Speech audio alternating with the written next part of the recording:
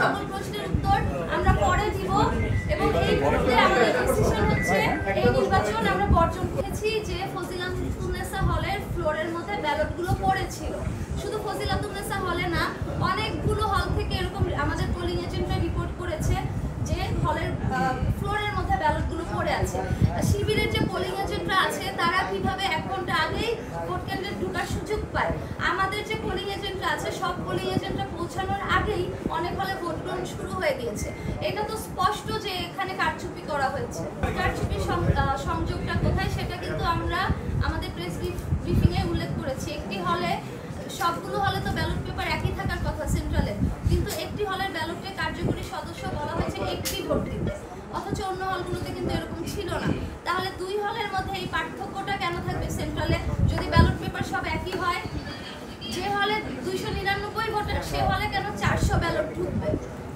আর যে প্রশ্নটা করলেন যে শিবির প্রশ্ন তুলেছে তারেক রহমানের সাথে তার ছবি আছে, আপনারা জানেন শিবির নেতাদের ছাত্রলীগের সাথে ছবি আছে, শুধু ছবি না, তারা কমিটিতে থাকে, তাদের কাজই তো হচ্ছে গুপ্ত হয়ে থাকা। আমরা তাদের ফেসবুক আইডিটা আইডেন্টিফাই করেছি এবং যে তার যে প্রেসটা আছে HR সফট বিডি আমরা খোঁজ নিয়ে দেখেছি এটা জামাত নেতার সাথে অ্যাফিলিয়েটেড।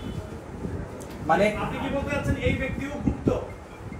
এবং গতকাল আমরা অসঙ্গতিগুলো বলার পরেও প্রশাসন নির্লিপ্ত থেকেছে এবং আজকে ভোট গ্রহণের শুরু থেকেই বিভিন্ন হলে ছাত্র শিবির থেকে শুরু করে তারা যে প্রশাসন তারা যৌথভাবে এই নির্বাচনটিকে প্রশ্নবিদ্ধ করার চেষ্টা করে আসছে এবং সর্বশেষ সংযোজন হলো আমরা দেখেছি প্রতিযোগিতা হলে তারা ভোট কারচুপি করেছে, এক্সট্রা ব্যালটে ভোট গ্রহণ করেছে এবং ভোটারদের যে হাতে ফিঙ্গারে যে কালি দেওয়া হয় সেই কালি পার্মানেন্ট না দিয়ে টেম্পোরারি দিয়েছে, যার জন্য একই প্রার্থী 1-এর অধিক ভোট দিয়েছে। এবং আমরা যখন দেখেছি যে বিভিন্ন হলে প্রার্থীদের হল ভিজিটের বা কেন্দ্র ভিজিটের অনুমতি আছে, কিন্তু যখনই কোনো হলে যাওয়া হচ্ছে দেখা যাচ্ছে শিবিরের নেতারা তারা হলে হলে ভিজিট করতেছে এবং কেন্দ্রের ভিতর ঢুকতেছে, তাদের কোনো সমস্যা নেই, প্রশাসন কোনো তাদের সমস্যা করতেছে না। কিন্তু অন্য যে কোনো ক্যান্ডিডেট যখন আমরা যাচ্ছি তখন সেখানে একটা মব সৃষ্টি করে একটা ভায়োলেন্স করার চেষ্টা করা হচ্ছে,